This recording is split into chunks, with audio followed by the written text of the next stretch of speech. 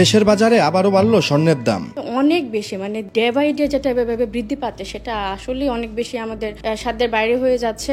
দেশের ইতিহাসে এক ভরি স্বর্ণের দাম 1.5 লাখ টাকা ছাড়ালো।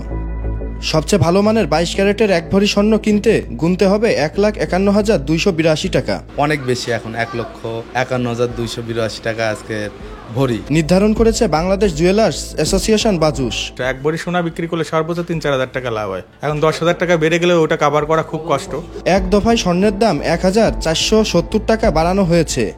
আজকের বাজার হচ্ছে আপনার 12,970 টাকা পার গ্রাম 22 ক্যারেটের। তাতে আপনার ভরিতে হলো 1,51,282 টাকা ভরি পড়ে। দেখা যায় কাস্টমার তো একটু বেশি আর হয়, যেমন ধরেন বাজার থেকে একরকম পারচেস করতে পারতেছে না।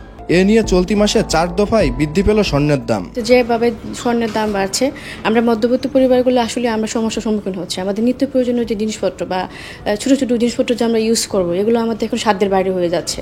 গত সোমবার বাজুসের এক বিজ্ঞপ্তিতে নতুন করে স্বর্ণের দাম বৃদ্ধির তথ্য জানানো হয়। তারা অল্প রেটে অর্ডার দিছে, কিন্তু আমাদের বেশি রেটে সেটাকে দিতে হচ্ছে। এজন্য কাস্টমার এবং দোকানদারের প্রতি সমস্যার সৃষ্টি হচ্ছে। আজ মঙ্গলবার 18 ফেব্রুয়ারি থেকে নতুন দাম নির্ধারণ করা হয়েছে। Ejaz Mahmud, channel I. কোটি মানুষের আস্থার ভালোবাসায় 11 বারের মতো দেশের 1 নম্বর রেফ্রিজারেটর ব্র্যান্ড ওয়ালটন।